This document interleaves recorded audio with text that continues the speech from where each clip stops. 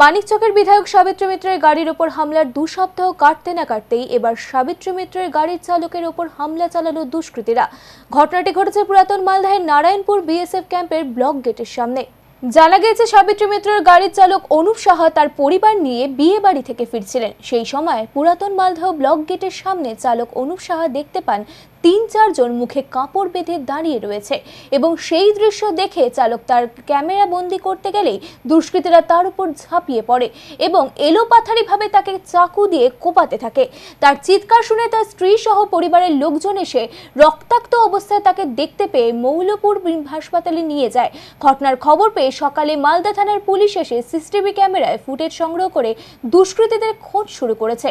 আহত অনুপ সাহার বক্তব্য, ফ্যামিলি নিয়ে বিয়ে বাড়ি থেকে আসছিলাম, হঠাৎ করে দেখি 3-4 জন বারবার ঘোরাঘুরি করে NH-34-এর সামনে, আমাদের মালদা ব্লকের সামনে।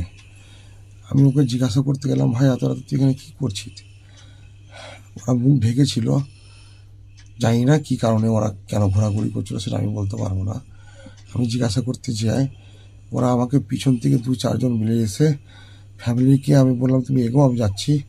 পিছন থেকে চাকু বের করে আমার পিছনে বারবার ওয়ার করতে লাগলো।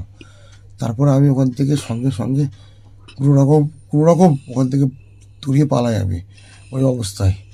তারপরে আমি প্রশাসনকে ফোন করি, প্রশাসন আমাকে আসলো, এসে উদ্ধার করলো।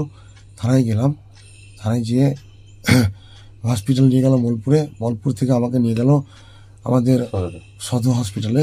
ওখান থেকে আমাকে রাতে নিয়ে আসলো। আমার এত জোরে মেরেছে আমি বলতে পারছি না, বলার মতন আমার কিছু নেই। এখানে আমাদের পাড়াতে আমার মতন ছেলে, আমার সাথে কারোর শত্রুতা নেই, আমার সাথে কারোর দুশ্মনও নেই, কিন্তু কে করেছে কারা করেছে সেটা পুলিশ দেখছে তদন্ত করে।